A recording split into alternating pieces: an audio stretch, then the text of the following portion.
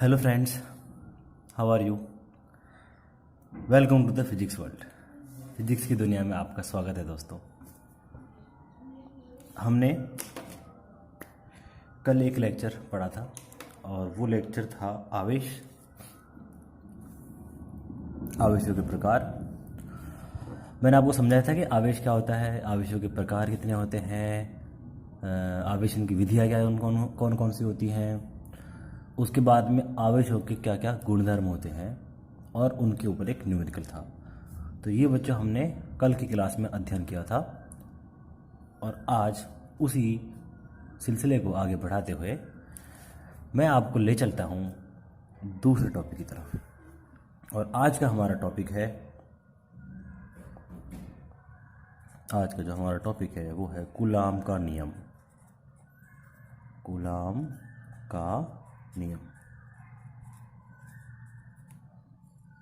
मैं अपने बारे में फिर से बताना चाहता हूँ दोस्तों। मेरा नाम है ललित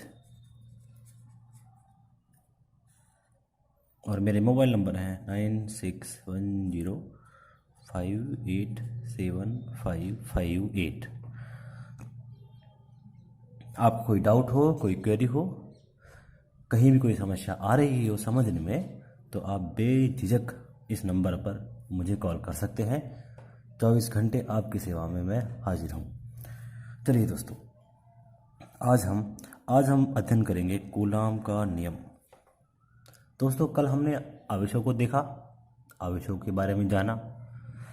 हमने जाना कि दो आवेश किस तरह, आवेशों के बीच में परस्पर किस तरह के बल, आवेशों के बीच में जो बल लगते हैं उसके बारे में आज हम अध्ययन करेंगे। और चलो शुरू करते हैं। देखो, कूलाम का नियम आया किस लिए। तो बच्चों, कूलाम का नियम हमें किस बारे में जानकारी देता है? दो आवेशों के मध्य लगने वाला बल,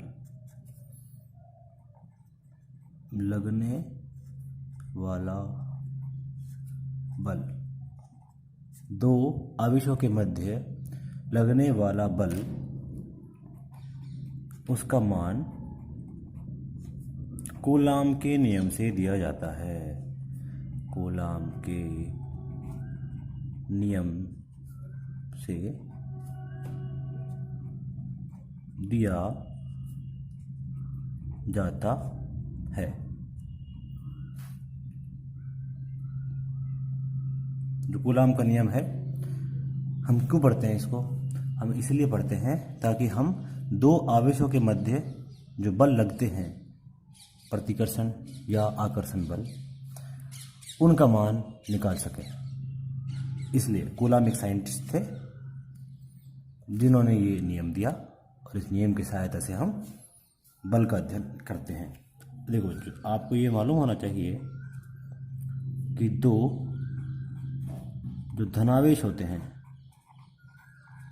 या ऋणावेश होते हैं, तो मैं ये कह सकता हूं समान आवेश परस्पर रिपेल करते हैं, मतलब प्रतिकर्षण करते हैं। अर्थात तो प्रतिकर्षण को तो समझे, मैं समझाता हूँ। देखो, मान लो आपके सामने पॉजिटिव चार्ज, दूसरा भी पॉजिटिव चार्ज, एक पॉजिटिव चार्ज ए है, दूसरा पॉजिटिव चार्ज बी है। दोनों समान आवेश हैं, दोनों धनावेश हैं। इनका मान अलग अलग हो सकते हैं, लेकिन दोनों की प्रकृति एक समान है।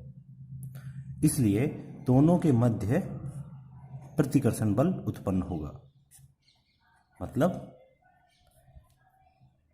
आवेश बी आवेश ए पर विपरीत दिशा में बल लगाएगा। ये इसको अपने से दूर फेंकेगा, अपने से प्रतिकर्षित करेगा।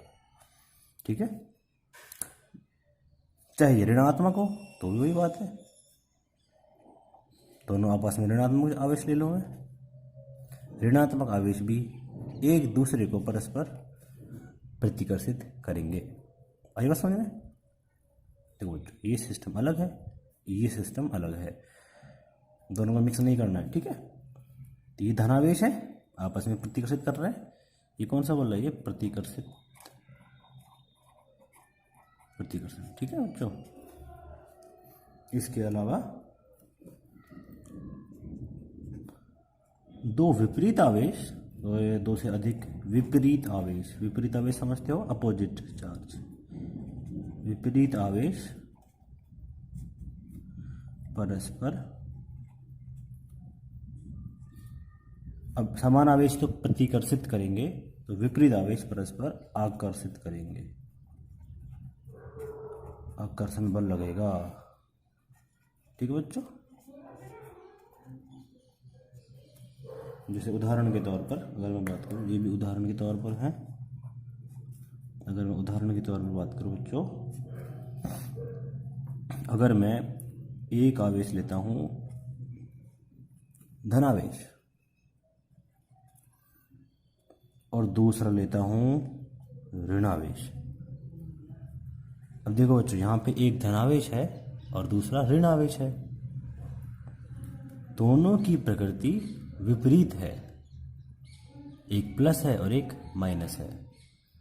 तो इस केस में क्या होगा बच्चों, ये दोनों एक दूसरे को आकर्षित करेंगे, तो एक दूसरे की तरफ बल लगाएंगे।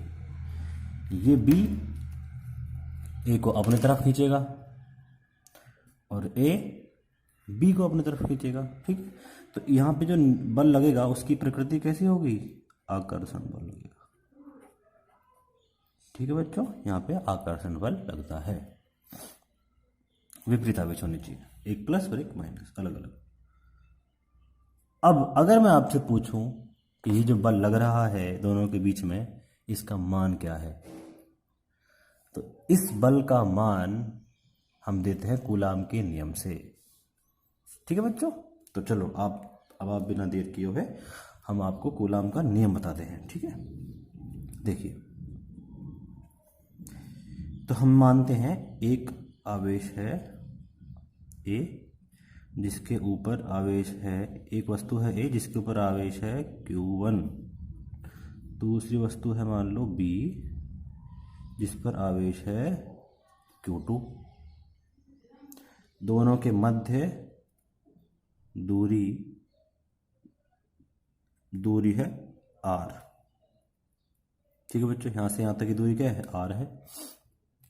और मैं अभी दोनों को धनावेश मानकर चल रहा हूं। जब धनावेश मानकर चलूंगा तो उत्पन्न होने वाला बल किस तरह का लगेगा बताओ बच्चों? इस B के ऊपर तो दूसरी साइड लगेगा, विपरीत दिशा में, दोनों आपस एक दूसरे को प्रतिकर्षित करेंगे, अभी पढ़ा है हमने। तो जब एक दूसरे को प्रतिकर्षित करेंगे तो इसके ऊपर तो राइट हैंड साइड में लगेगा और इसके ऊपर लेफ्ट हैंड साइड में लगेगा, एक दूसरे को रिपेल करते हैं, ठीक है बच्चों। और मान लेते हैं इस बल का मान है F, इस बल का मान है F। हाँ, मैं ये बता दूं कि दोनों पर ही समान रूप का बल लगता है, ठीक है ना बच्चों, अलग अलग बल नहीं लगता। मान लो ए बी पर 10 न्यूटन लगाएगा तो बी भी ए पर 10 न्यूटन ही लगाएगा, चाहे इनके आवेश कितने भी अधिक या कम या असमान हो, लेकिन जो बल होता है वो समान होता है, ठीक है बच्चों। इसको मैं लिख भी देता हूँ यहाँ पे, चलो थोड़ी देर बाद में लिख देंगे, ठीक है। ओके बच्चों, इतना समझ में आया? हाँ, चलो अब बात करते हैं इस कूलाम के नियम की। तो हम लिखते हैं कूलाम के नियम के अनुसार, कूलाम नियम के अनुसार ये जो बल है दोनों के बीच का, ये बल समानुपाती होता है दोनों आवेशों के गुणनफल के। अभी किसने बोला? ये कूलाम जी ने बोला, साइंटिस्ट थे, उन्होंने ये बताया कि अगर आप इस बल का मान निकालना चाहते हैं तो ये जो बल है ये दोनों आवेशों के गुणनफल के समानुपाती होता है। एक बात हो गई। दूसरी बात उन्होंने बताई कि ये बल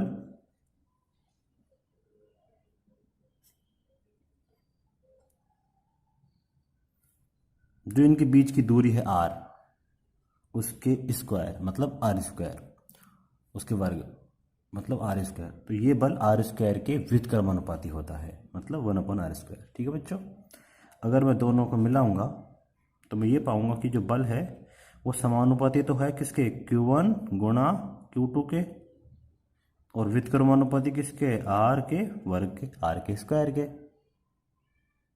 ठीक है बच्चों, इतना क्लियर हुआ चीज़ है। चलो आगे बढ़ते हैं।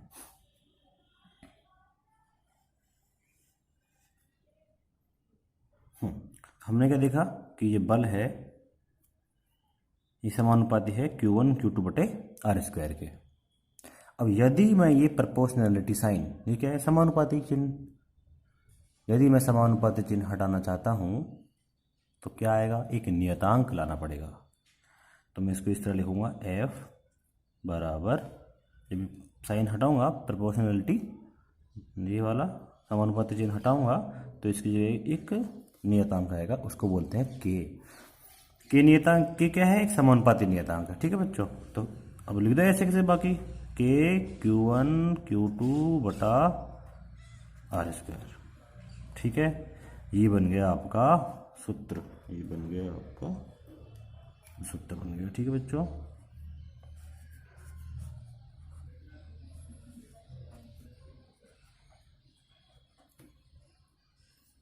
यहां पर यहां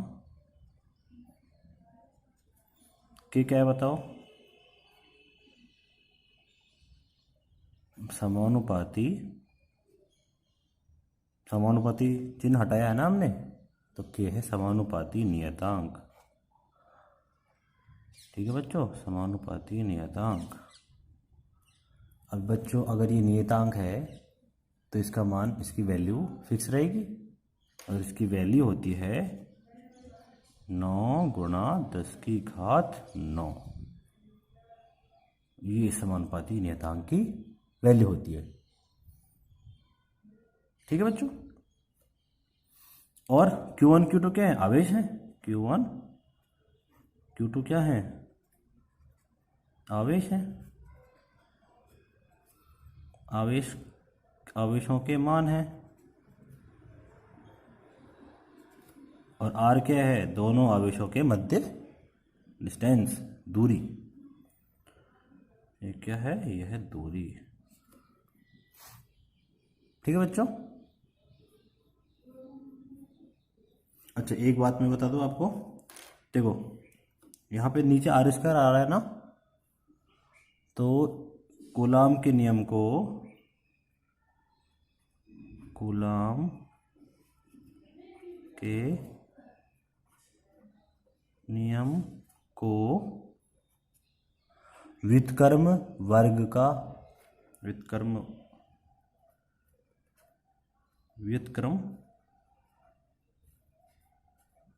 वर्ग का नियम भी कहते हैं।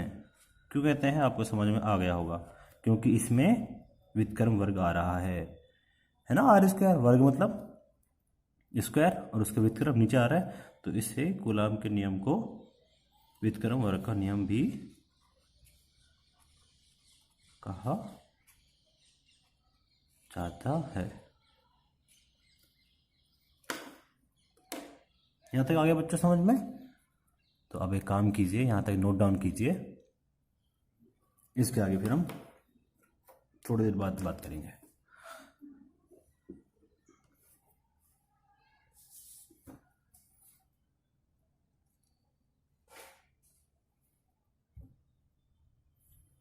मैं एक बार वापस रिपीट कर देता हूँ, जब तक आप नोट डाउन करते हैं, इसको लिखते हैं। इसको देखो, कल तक हमने पढ़ा आवेश क्या होते हैं, आवेशों के प्रकार क्या होते हैं, आवेशन की विधियां कौन कौन सी हैं? 3 विधियां बताई थी मैंने कल आवेशन की। कौन कौन सी थी? घर्षण, चालन और प्रेरण। उसके बाद में गुणधर्म बताए थे, 4 गुणधर्म बताए थे। 4 गुणधर्म कौन कौन से थे बताओ? 4 गुणधर्म थे योज्यता, निश्चरता, संरक्षण और क्वांटीकरण।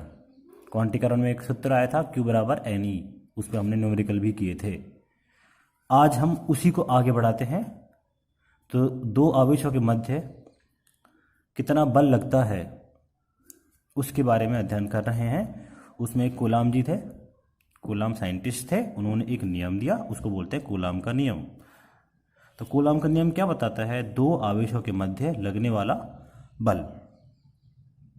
अच्छा, हमें पता होना चाहिए कि 2 धनावेश या ऋणावेश परस्पर प्रतिकर्षित करते हैं और 2 विपरीत आवेश परस्पर आकर्षित करते हैं। उसके बाद हमने कूलाम का नियम पढ़ा। हमने 2 आवेश लिए Q1 Q2, दोनों को r दूरी पर रखा, दोनों एक दूसरे को प्रतिकर्षित करेंगे तो बल एक दूसरे के विपरीत दिशा में लगेंगे। ये बल का मान नियत होता है दोनों के लिए, दोनों के लिए समान होता है। ऐसा नहीं है इसके ऊपर ज़्यादा बल लगेगा और इसके ऊपर कम बल लगेगा, ऐसा नहीं होगा। उसके बाद कूलाम का नियम ये कहता है कि ये लगने वाला बल Q1 और Q2 के गुणनफल के समानुपाती होता है। दूसरी बात, वर्ग जो है, इनकी दूरी के जो वर्ग है उसके व्युत्क्रमानुपाती होता है। 2 बातें हो गई। जब दोनों को मिक्स करेंगे हम तो क्या लिखेंगे? F proportional to Q1 Q2 upon R square. ठीक है बच्चों। आफ्टर दैट जब प्रोपोर्शनलिटी साइन, ये समानुपाती चिन्ह हटाएंगे तो एक कांस्टेंट लाना पड़ेगा, उस कांस्टेंट को K लिखते हैं। सूत्र बन जाएगा F बराबर K Q1 Q2 upon R square. यहाँ पर K क्या है? समानुपाती नियतांक है और नियतांक का मान निश्चित होता है, नियत होता है, और उसका मान होता है 9 गुणा 10 की घात 9। यहाँ Q1 Q2 क्या है? आवेशों के मान है, और R स्क्वायर, R क्या है? दूरी है। ठीक है बच्चों। और कूलाम के नियम को व्युत्क्रम वर्ग का नियम कहते हैं, क्योंकि ये नीचे क्या आ रहा है? वर्ग है और व्युत्क्रमानुपाती है, इसलिए। चलो हम आगे बढ़ते हैं।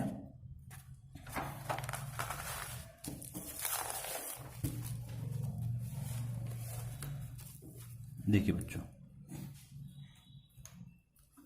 ठीक है, अब हम पढ़ते हैं। व्युत्क्रम वर्ग का नियम हमने पढ़ा, कूलाम का नियम हमने पढ़ा। अब इसकी कुछ विशेषताएं पढ़ेंगे। देखो, जैसे पहला पॉइंट क्या लिखेंगे हम? पहला पॉइंट इसके अंदर ये लिखेंगे कि यह कूलाम का जो बल है, यह है बल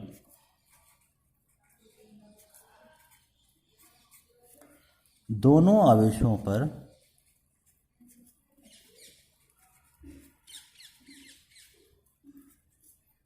के लिए, या दोनों आवेशों के लिए समान रहेगा। ठीक है बच्चों, समान रहता है। ठीक है बच्चों,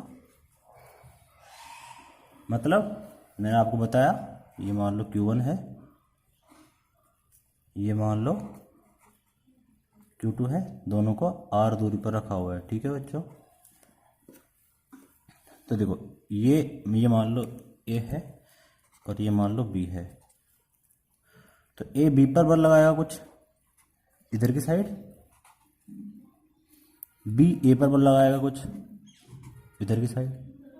देखो, अगर मैं इस बल को, ये कौन सा बल है? ये B पर लगने वाला बल है A के द्वारा, तो मैं इसको लिखूंगा FB किसके द्वारा लग रहा है? A के द्वारा लग रहा है। ठीक है बच्चों, यहां क्या लिखूंगा? ये किस पर लग रहा है? A पर लग रहा है। किसके द्वारा लग रहा है? B के द्वारा लग रहा है। इसको मैं लिखूंगा FA किसके द्वारा? B के द्वारा। तो ये जो दोनों हैं FAB और FBA, इनके मान क्या रहेंगे? समान। इसका मतलब FAB बराबर रहेगा FBA के। परंतु क्या दोनों की दिशा अलग अलग है, विपरीत है? तो चूंकि दोनों की दिशा विपरीत है, इसलिए हम क्या लगाएंगे बीच में? Minus sign. क्योंकि यार फोर्स क्या है, बल एक सदिश राशि है, इसलिए माइनस दिशा जरूरी है। और दिशा दिखा दी हमने किससे, माइनस से, कि एक दूसरे के विपरीत दिशा में लगेंगे, परंतु दोनों का मान क्या रहेगा, क्या रहेगा, समान रहेगा। ठीक है बच्चों, एक तो इसमें ये चीज़ है। दूसरी, यह बल क्या है बताओ, बल क्या है, सदिश राशि है, सदिश राशि है। तो अगर सदिश राशि है, अगर सदिश राशि है तो इसमें किस किस की जरूरत है, परिमाण प्लस दिशा, दोनों की जरूरत पड़ती है। ठीक है बच्चों, सदिश राशि क्या होती है, वे भौतिक राशियां जिनमें परिमाण और दिशा दोनों उपस्थित होते हैं वो सदिश राशियां, और ओनली परिमाण वाली जिसमें दिशा उपस्थित नहीं हो वो अदिश राशियां। अदिश राशियों के उदाहरण है चाल। ठीक है बच्चों, अदिश राशियों के उदाहरण है दूरी। ठीक है बच्चों, लेकिन जो सदिश राशियां हैं उनके उदाहरण है वेग, त्वरण, विस्थापन, बल, संवेग,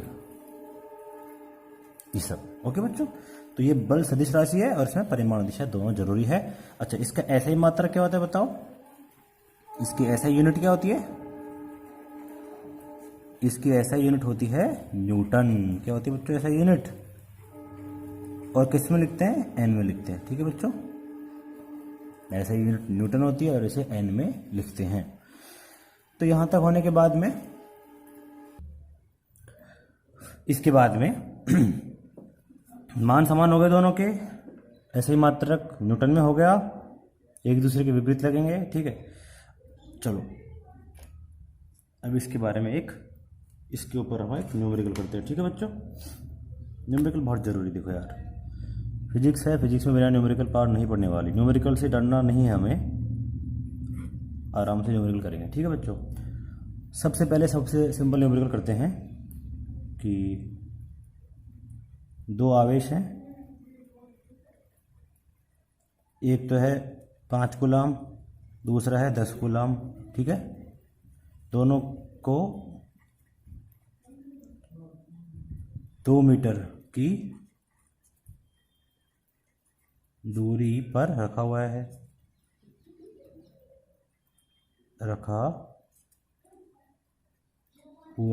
ठीक है बच्चों। तो उनके मध्य लगने वाला बल ज्ञात करो। ठीक है बच्चों,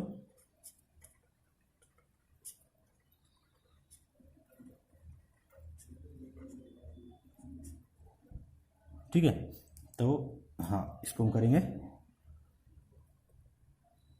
तो इसका सॉल्यूशन लिखते हैं, बताओ दो आवेश हैं, एक तो मैंने लिख दिया ये लो 5 कूलाम, दूसरा है कितना 10 कूलाम, दोनों के मध्य दूरी क्या है बताओ 2 मीटर।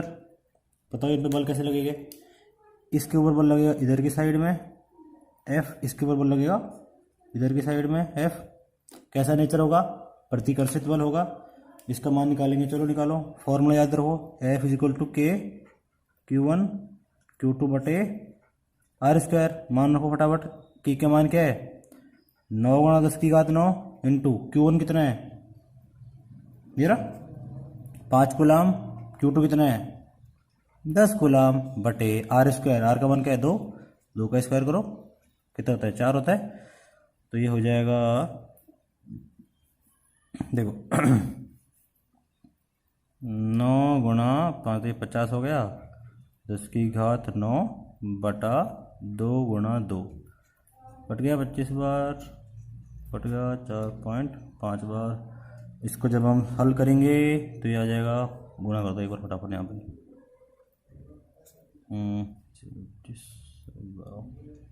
25 चौक 100 और 100, तो ये हो जाएगा 112.5 × 10⁹ न्यूटन। ठीक है बच्चों, हो गया, वेरी गुड। यहाँ पे देखो, और इसका नेचर साथ में लिखना पड़ेगा आपको, कैसा नेचर है, प्रतिकर्षण नेचर का, प्रतिकर्षण, इस चीज का ध्यान रखना है। मान रखना है, उसके साथ में हमें ये भी बताना है कि उसका नेचर कैसा है, उसकी प्रकृति कैसी है।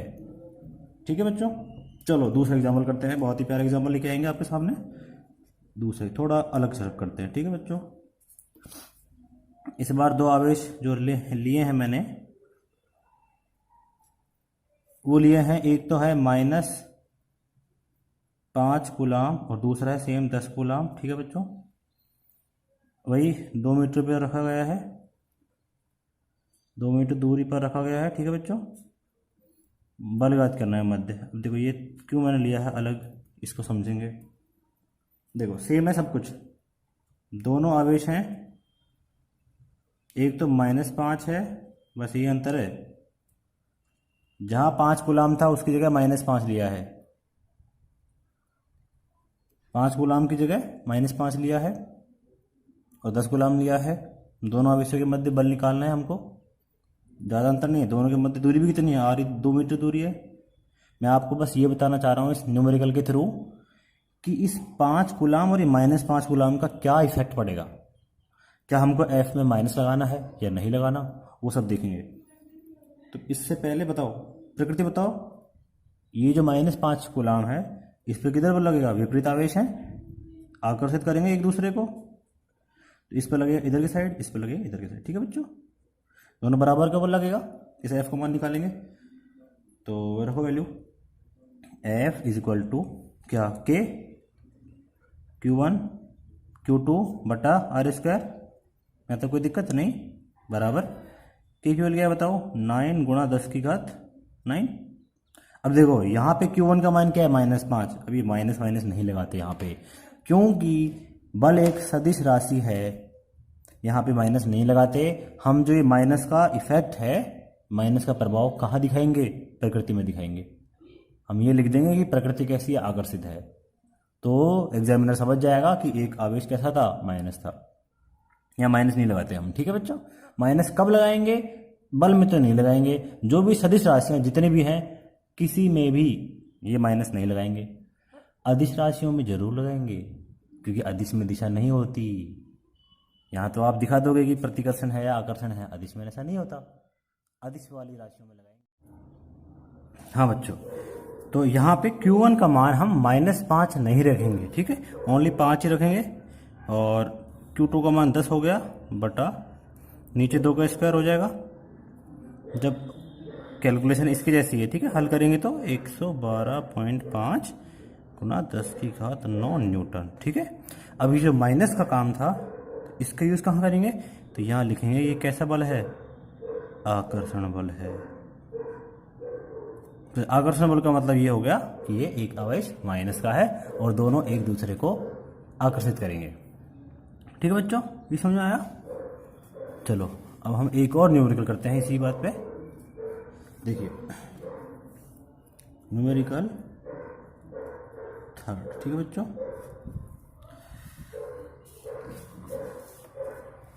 फिजिक्स के अंदर न्यूमेरिकल जरूरी है बच्चों, ठीक है, इसलिए मैं न्यूमेरिकल पे भी ध्यान देता हूँ।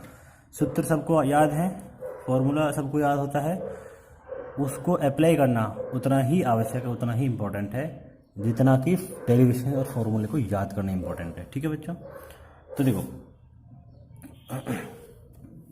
क्वेश्चन लिखेंगे, समान आवेश के दो धरायन परस्पर 36 गुणा 10 की घात 9 न्यूटन बल से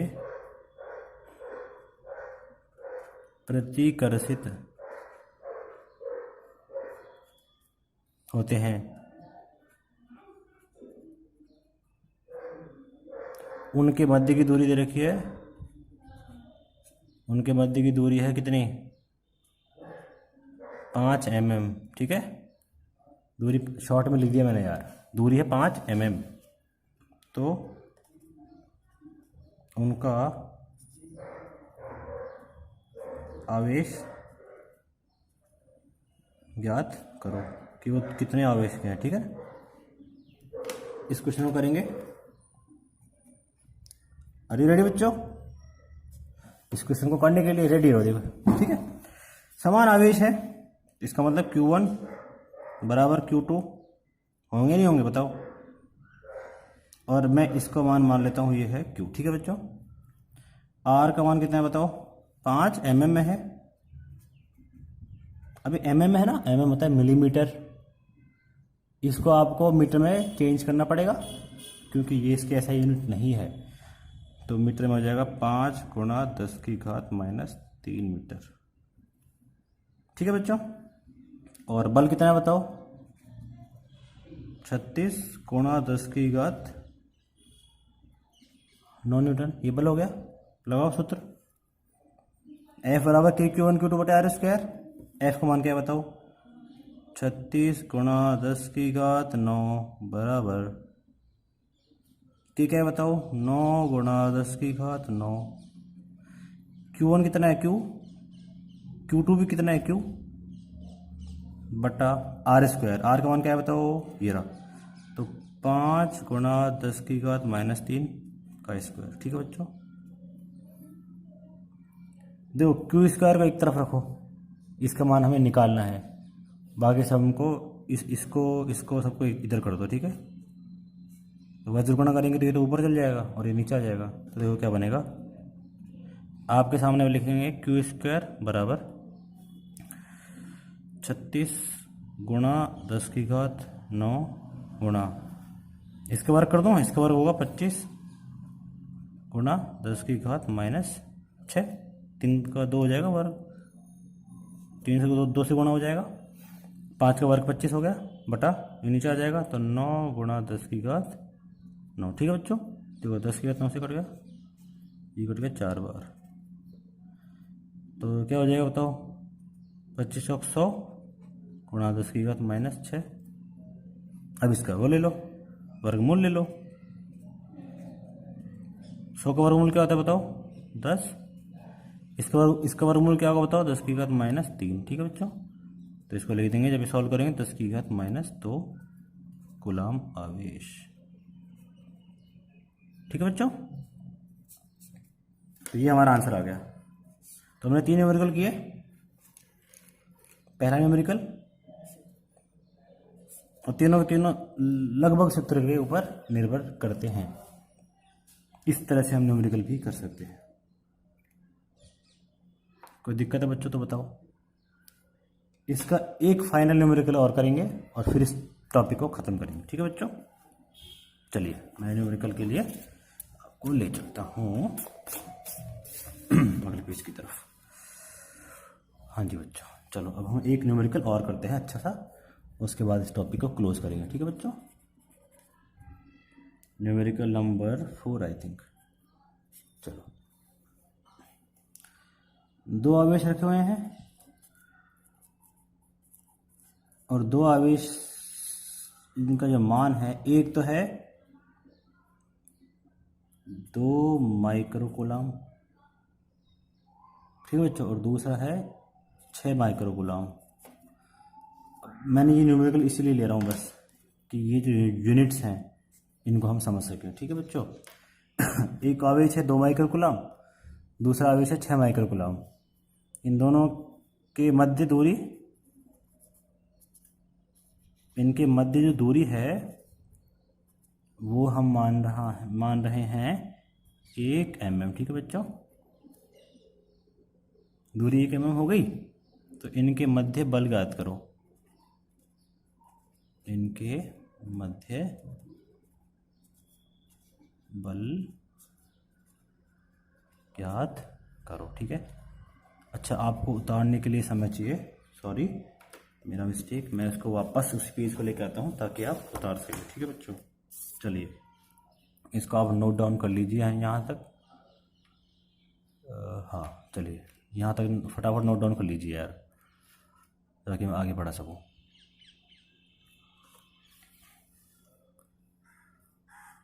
देखो मैं एक बार रिपीट भी कर देता हूँ। कूलाम का बल हमने पढ़ा। कूलाम का बल क्या सॉरी कूलाम का नियम। कूलाम का नियम क्या बताता है? बल के बारे में बताता है कि दो आवेशों के मध्य कितना बल लगेगा, कितने बल से वे एक दूसरे को आकर्षित या प्रतिकर्षित करेंगे। हमने देखा कि बल का मान Q1 Q2 के समानुपाती था और आर स्क्वायर के व्युत्क्रमानुपाती था।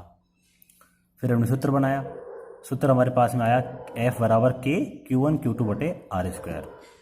उसके बाद में हम ये बोलते हैं कि बल दोनों आवेशों के लिए समान है, अर्थात जितना बल A B पर लगाएगा उतना ही बल B A पर लगाएगा, दोनों समान। लेकिन माइनस क्यों लगाया? क्योंकि दोनों की दिशा विपरीत है। बल का सही मात्रक न्यूटन सदिश राशि है, परिमाण प्लस दिशा दोनों होती हैं। उसके बाद हमने न्यूमेरिकल किए। आई होप न्यूमेरिकल समझ में आ गए होंगे। फटाफट नोट इट डाउन, यहाँ तक नोट डाउन कर लीजिए आप, जल्दी से आप नोट डाउन कीजिए इनको। फिर एक आखिरी न्यूमेरिकल और बता देते हैं और उसके बाद इस टॉपिक को ख़त्म करते हैं।